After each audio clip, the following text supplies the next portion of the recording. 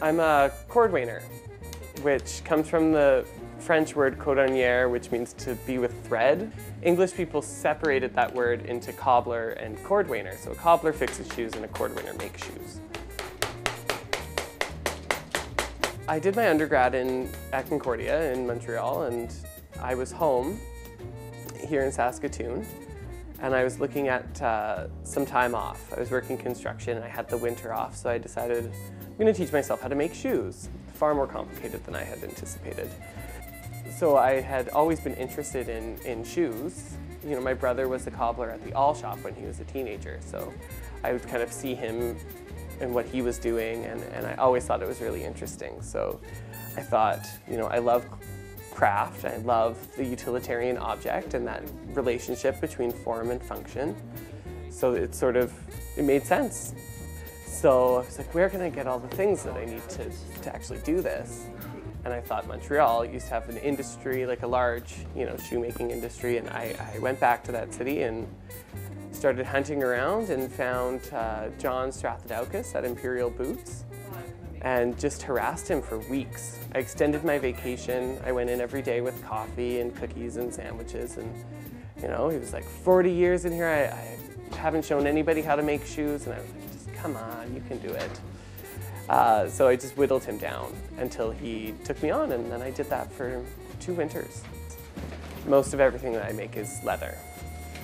And then the first thing that you're looking for when you're going over the leather is for cuts and scraps and imperfections and things like that. So once you kind of find a good spot, then you determine what the bias is of the leather. The leather stretches more one way than the other. And you cut the pattern in relation to that. So you want the stretch to be going with the person's foot. It's what I was trained to work with. I find it's more durable, and it's a renewable resource. Like, I would never use pleather because I don't think that it is as strong as leather.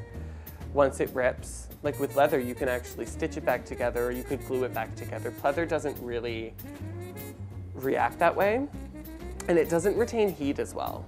Like, we live in Canada, and there's a lot of like thermal shock that your shoes go through because they're hot when they're in your house, and then you step outside and it's minus 25 and they kind of freeze, and the pleathers crack, you know, and your feet sweat because they don't breathe the same as leather shoes do.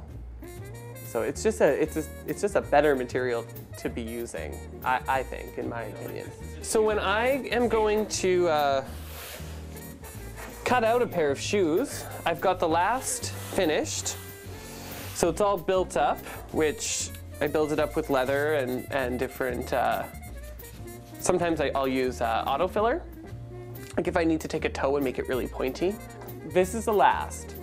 So this, you actually stretch the shoe around this form, and it dictates the shape of the toe and the height of the heel. And so it actually has a hinge, and it opens and closes. So you can get it out after you've made the shoe around it. So it's kind of like a pun.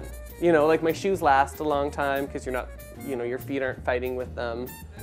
And you know, I do a good job to make them, and I try to use the best materials that I can find and all that sort of stuff. And then, you know, they're lasted, so it's got 2 meetings.